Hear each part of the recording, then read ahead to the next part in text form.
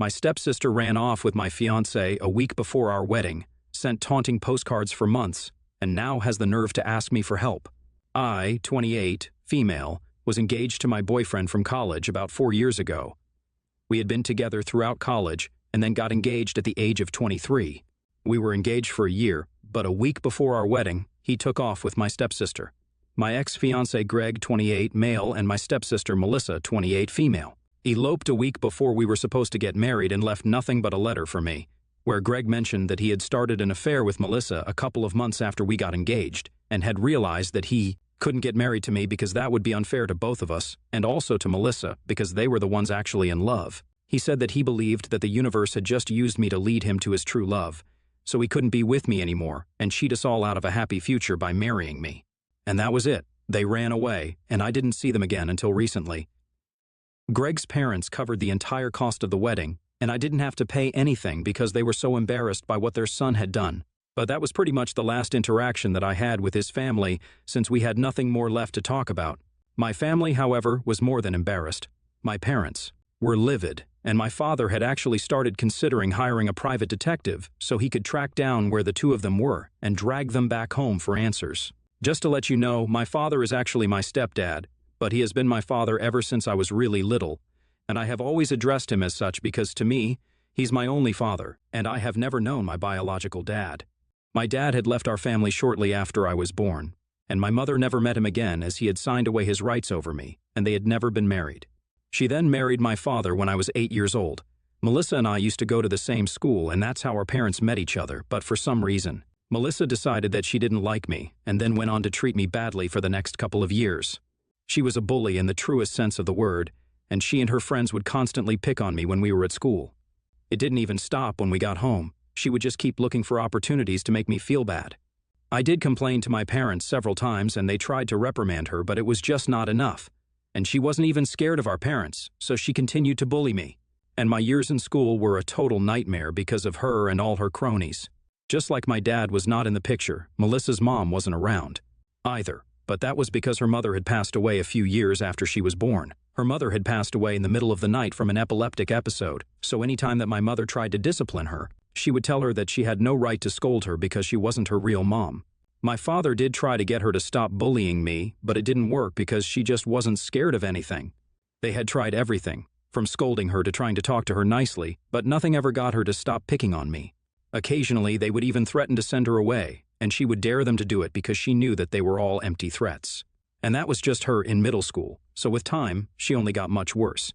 By the time we were in high school, she had already taken up a bunch of bad habits and was pretty much a juvenile delinquent. She had started smoking and would occasionally sneak out of the house to go drinking with her friends, who were just as bad as her.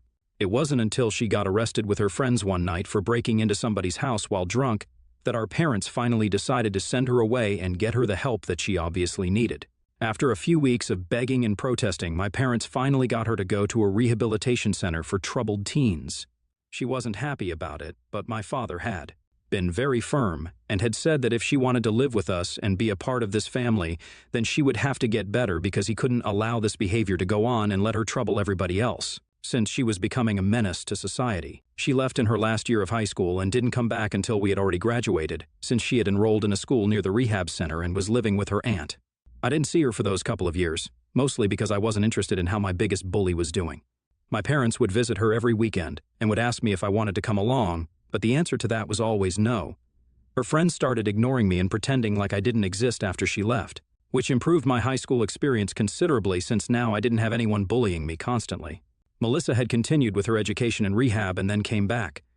The first thing that she did was apologize to me for whatever she had put me through. She seemed a bit calmer, and I actually thought that she had changed for the better, so I forgave her. We were about to go off to college in a few months anyway, so it didn't matter. Once we started college, I moved out, and so did she. We would only come back for the holidays, and she was much nicer to me after that. And by nicer, I don't mean that she would, actually, behave nicely with me. I mean that she would just ignore me instead of picking on me every chance she got, like she used to do in the past. If I'm being honest, it was a much welcome change because I would rather be ignored than be bullied. Our parents noticed this but didn't try to force us to get along or act like sisters, because given our history, this was more than good enough. And then I started dating Greg, and after being together for a year, I decided to bring him home for Thanksgiving to introduce him to my parents. All of us got along really well, and for the first time I noticed that even Melissa was taking an interest in the conversation, which was a rare occurrence ever since she came back from rehab.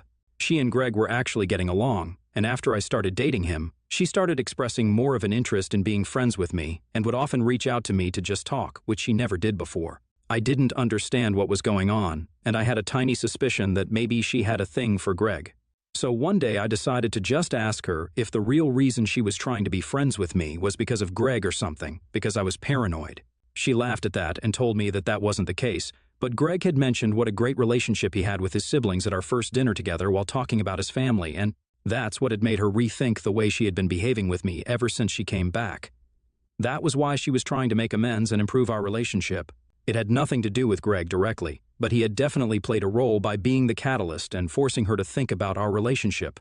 She told me that she had held me responsible for her being sent away for the longest time, but eventually, she had come to terms with the fact that it hadn't been my fault, and she had brought this onto herself with her terrible behavior. So it was about time that she stopped punishing me for it and started trying to really become a part of this family. And that wouldn't be possible until she apologized to me from the bottom of her heart and actively tried to work on our relationship. I'm an emotional fool, and what she said to me that day touched me, so like an idiot, I decided to forgive her and be friends with her. And I guess that's what hurt the most, because she betrayed me after being friends with me. We were on good terms for a really long time, and she was actively involved in the wedding prep. I wouldn't say that we were the best of friends, but we were not as bad as we used to be. While we were rebuilding our relationship, we would meet at least once or twice every month and talk to each other. So by the time I got engaged, we were doing well, and I had introduced her to Greg in person as well before the engagement. Whenever we would meet at family events and stuff, they would behave pretty normally, so I would never suspect anything because I had no reason to. Even after the engagement, they continued to behave as if nothing was going on, and not even for a second did I think that maybe Greg had a thing for Melissa. It simply didn't ever occur to me because Greg put up a really convincing act of being in love with me throughout while he was cheating on me with Melissa. And even she was very convincing at pretending to be my friend, so I didn't find out the truth until it was too late and they were already gone. My parents wanted to trace them and bring them back home, but I convinced them to leave it alone because I just wanted to forget about everything. It was bad enough that the two of them had made a complete fool out of me and ran away a week before I was supposed to get married. I absolutely didn't want more drama because I was really depressed and just didn't have it in me. I spent the next couple of weeks doing nothing but work and sleeping because I wanted to avoid confronting my feelings. My heart was obviously broken, and I was just numb. But the worst was yet to come. A couple of weeks after my supposed wedding day, I received a postcard from Melissa. She was in California, but that wasn't it. She had also included a bunch of photos of her with Greg, and they appeared to be really happy. It was very obvious that she was rubbing it in my face because she had even mentioned that she was sorry about the surprise before my wedding, but she wasn't sorry, obviously, and it was just meant to anger me. It was then that I realized that she had never really forgiven me for what happened all those years ago and still held me responsible for the fact that she had been sent away. Neither had she even wanted to be my friend at any point. She had just used me to get to Greg, and I had trusted her and let her use me as a stepping stone. It was a really diabolical plan. I'll have to give it to her. For days after she sent me that postcard, I couldn't even sleep because I was losing my mind over this. It was a really traumatic experience for me, and I had to get therapy for months to undo all the damage and deal with my trust issues. The postcard wasn't even a one-off incident. She sent me postcards of her and Greg for months after that. It only ended after about a year because I hadn't responded to her or played into the drama. Our parents were really upset about it and naturally cut all ties with her after that. They didn't even try to reach out to her after the first postcard. And that was a huge loss for Melissa because she was all set to inherit her dad's business. She was a business major, and that was part of the reason why she had chosen that route for herself, because she wanted to join her father. But of course, after what she had pulled off, our father cut all ties with her and told me I could join him instead, because he felt like he had to make up for everything in a major way. But I didn't have a business degree and was actually a history major, which pretty much had nothing to do with business, so I needed to learn the ropes first. My father said that it was not a problem because he was willing to teach me everything that he knew so that I could eventually take over the business instead of Melissa. So I agreed and started to work under him so I could learn how to run the business, and he could retire and hand over the reins to me after a while. I worked really hard for a couple of years, and last year I was finally promoted and my father retired. It was an amazing feeling because I had started from scratch and had to learn everything, but now everything was smooth sailing under me and has been for some time. Thanks to me, my parents can now spend more time together without worrying about the business because I'm taking care of it. It's been this way for quite a while, And I pretty much stopped thinking about Greg after I started working for my father, because that took up all my time. That, along with therapy, helped me move on, and I would say now I have completely moved on and don't think about them or what they did. I never thought that they would ever reach out to me again, let alone ask for my help, because it would take a lot of guts and an utter lack of functioning brain cells to ask me to help them out after they screwed me over and made a fool out of me, and then went on to rub it in my face as well.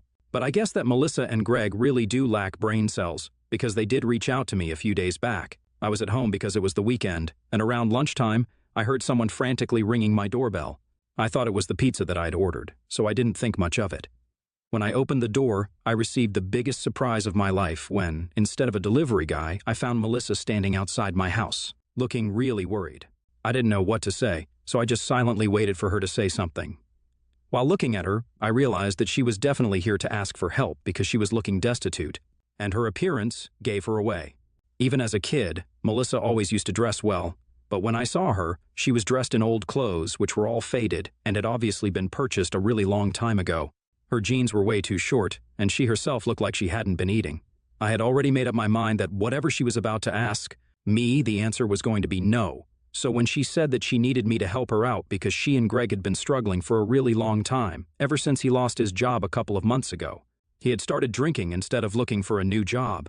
Even though she had been trying to find a job for herself, she couldn't because she had quit everything to stay at home and do all the household work when she first moved away with Greg. And because of that, she hadn't been working in the recent past, and the gap in her resume made her a weaker contender for all the jobs that she had been applying to. She said that she had heard from a couple of relatives that our father had retired and had handed over the reins of the business to me. So now she was here to ask me if I would be willing to hire Greg and give him something to do. Melissa told me that she had come all the way here only to ask me for help and said that she was sorry for whatever she did in the past, but now she was counting on me to bail her out. She told me that she hadn't even approached our parents yet and had come straight to my house to ask for help because she knew that I had a kind heart. And she felt awfully guilty about betraying me in the past, but was sure that I wouldn't turn her away now that she needed my help. Her entitlement was so ridiculous that I ended up laughing in her face and told her to apply somewhere else because I don't hire cheaters. Then I shut the door on her face and walked back into the living room, preparing to call the cops if she didn't get off my property soon. Thankfully, she did go away that day, but she hasn't left me alone yet. After her visit, the first thing I did was call our parents and tell them about it. They told me that they had heard from a couple of their neighbors that Melissa was back in town without Greg, but they hadn't bought it. We live in a relatively small town, so everybody knows everybody. We were quickly able to find out that Melissa had been here for about a week before she finally paid me a visit and had been living with one of her cronies from high school. It was probably her high school friend who had told her where I was living and also about the fact that I had inherited the business that was rightfully supposed to be hers. And now she was really milking that. A couple of days after she visited me, she decided to go meet our parents to tell them how heartless I was being. She had expected them to be on her side now that she had the upper hand on who was suffering more, but she couldn't have been more mistaken because my father told her that the business was now mine to run, and I could make whatever decision I deemed fit. He didn't have any say in it anymore because he wasn't going to micromanage me, and my mother reminded her that she was the one who had screwed me over by running away with my fiancé after pretending to be my friend for years, and now she completely deserved whatever was coming to her. She had lost the right to ask any of us for help, especially me, after she had been sending me postcards to torment me. She tried to defend herself by saying that it was all in the past and she's a different person now. But my parents told her that she had to leave because they wanted nothing to do with her anymore. That led to her throwing a tantrum at their house and claiming that they had always favored me over her and treated me like the golden child.